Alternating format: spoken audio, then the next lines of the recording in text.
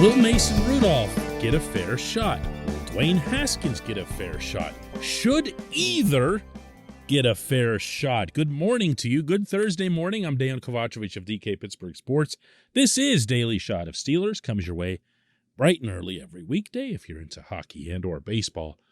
I also offer up daily shots of Penguins and Pirates where you found this. Rudolph and Haskins both spoke with the media for the first time in a long time. That's another of those byproducts of pandemic/media times.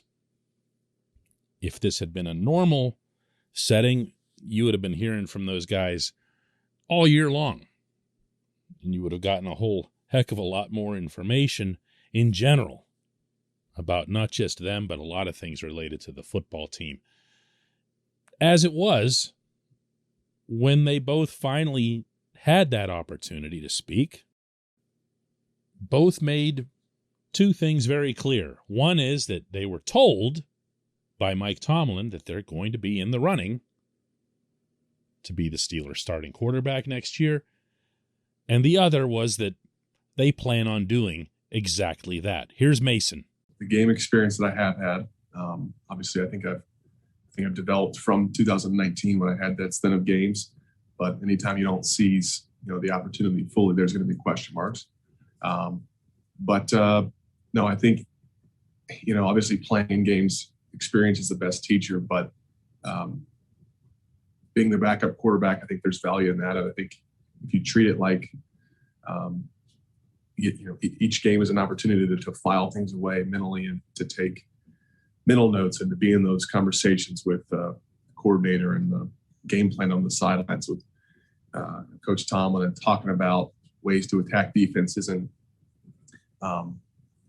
along with the practice reps and just the general football IQ that I think you kind of gain and add to your repertoire over 4 years. I think that's all been I look at that as a positive, and that's how I've kept myself, encouraged that, hey, you are going to get a chance, a shot to play again at some point, and you don't want to look back and have wasted this time just waiting idly. You want to kind of, take strides and make yourself a better quarterback.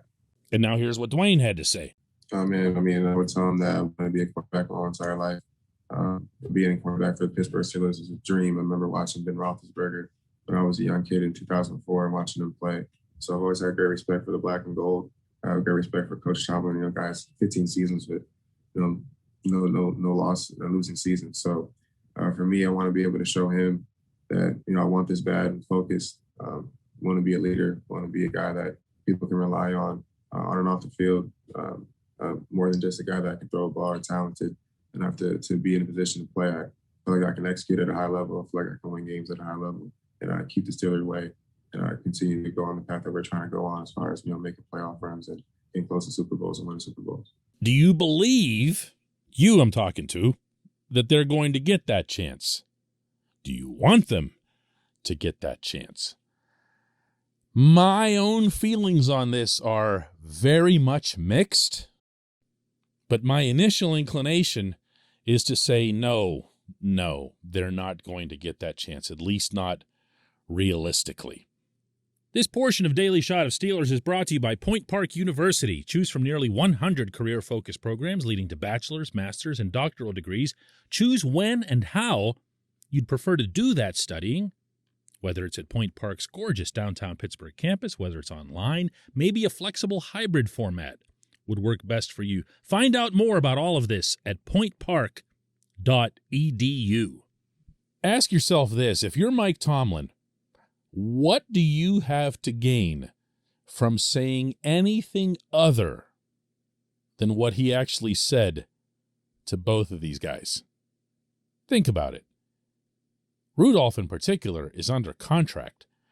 The Steelers have every motivation as an organization to want him to show up, and I'm talking right from OTAs onward, with the mindset that he's got a real chance. Because theoretically, he comes in his best possible shape. with his best possible mindset and maybe, just maybe, surprises you. Same thing goes for Haskins. Why not? He's had some question marks around him, including off the field at times. Give him the right framework to enter the offseason, to show up thinking, man, it's just me and Mason and, whatever, whoever else they bring in. The Steelers and Tomlin have everything to gain from adopting that approach and from instilling it into both of those individuals. No issue here with that. I'm not suggesting that anybody's being dishonest. Throughout the history of professional sports, not just the NFL, players have arrived into a camp setting and shocked the living daylights out of everybody. And if that happens here, awesome. But otherwise, honestly, not feeling it. Because if one also regroups from what was heard from the quarterbacks themselves, both of them sounding respectful and confident and collegial, by the way, they're friends for real. You also should remember that it was only a day earlier that Tomlin was going out of his way to say that outside help is almost certainly on the way in some form. We don't know what. He mentioned the draft. I'll be surprised if it's a draft pick that comes in and knocks one of these guys out, or the veteran quarterback that a lot of people, myself included, have been reporting for months now that Tomlin would prefer to see in black and gold in 2022. Now, is that going to be some super mega star, Aaron Rodgers, Russell Wilson, and so forth? I doubt that. You have to give up a lot to get those guys. And even if you can make a sound precedent-based argument for sending multiple high draft picks to Green Bay or Seattle, you're just not going to see this group do that.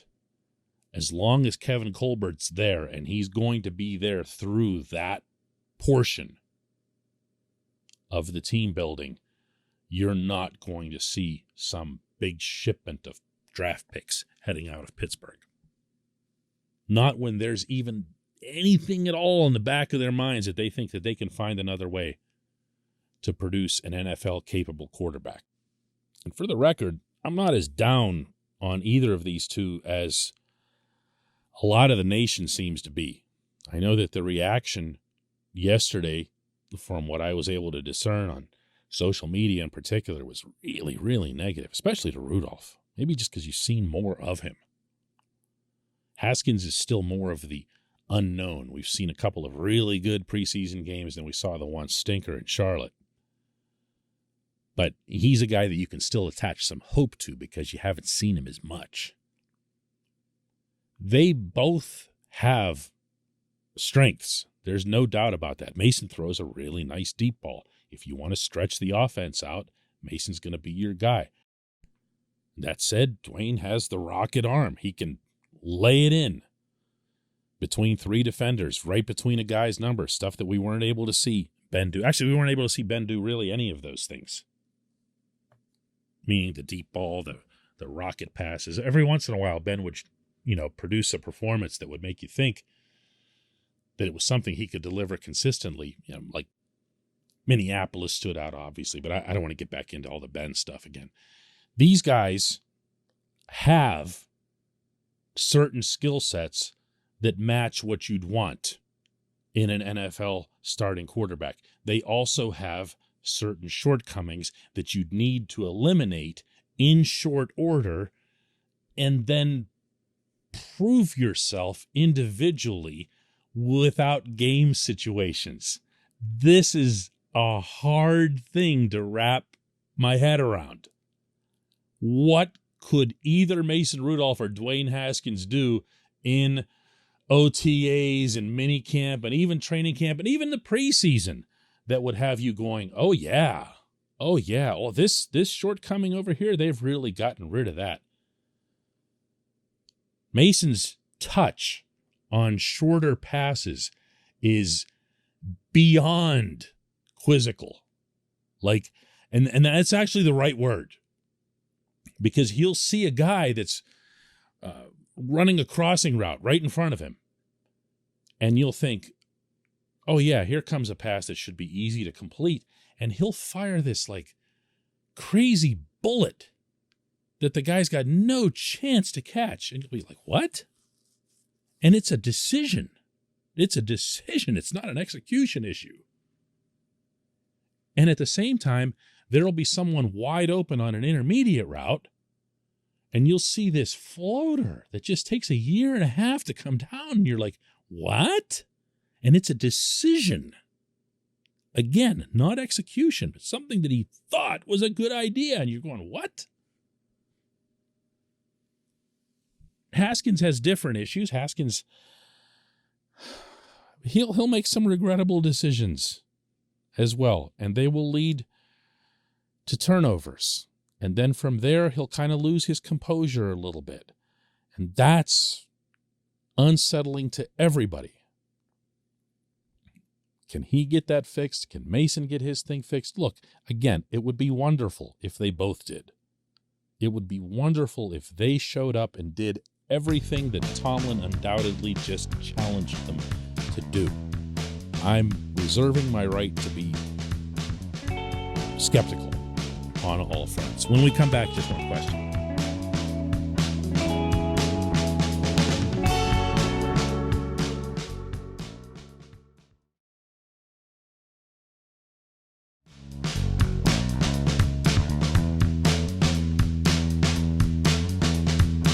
Welcome back. Today's J1Q comes from Matt Crouch, who asks, could Mike Tomlin's comments about needing a mobile quarterback be code for let's go get Justin Fields?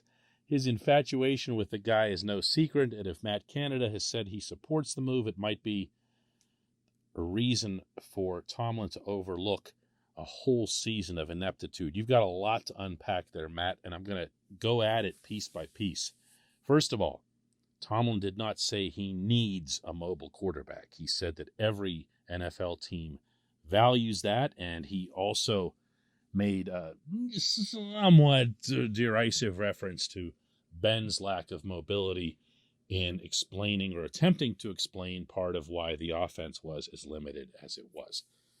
Also, Tomlin's infatuation, to use your term, with Fields, as far as we know, was limited to the Ohio State film crew following Tomlin out onto the turf for Fields' pro day in Columbus, sounding very enthusiastic, which he is with everyone in those types of settings. Tomlin is, first and foremost, a football fan. He is really, really into things like this. He did make multiple references, by the way, in his press conference Tuesday to being really, really into challenges in the off season. He enjoys them, he relishes them, and when he's out there, he treats the thing almost like a game. So don't interpret that to mean that he just loved Fields. He loves everybody he's around in those settings. He treasures those moments. He cites them with players years later on the field as he's interacting with them. He wants them to see him. He wants them to hear him. He wants them to remember him. Now, as far as Canada supporting the move and so forth, and Tomlin overlooking a whole season of ineptitude, I'm honestly right now, I'm Matt Canada out on this program. Let's see how this thing plays out. But the reason that your question is going to kind of resonate today more than it would on most days, Matt, and I'm not sure if this is why you asked it, but there was a report out of Chicago that because the Bears are going through multiple changes, and not just getting rid of Matt Nagy, but other elements of their front office, that one of the things that might make their head coaching position more attractive to a potential hire, outside hire, is that Fields could be used as trade bait, in which case the Bears would be able to really, really build up, rebuild, whatever, by getting the truckload of draft picks that I was mentioning in the opening segment tends to accompany moving a starting NFL quarterback. That does not mean Fields is available.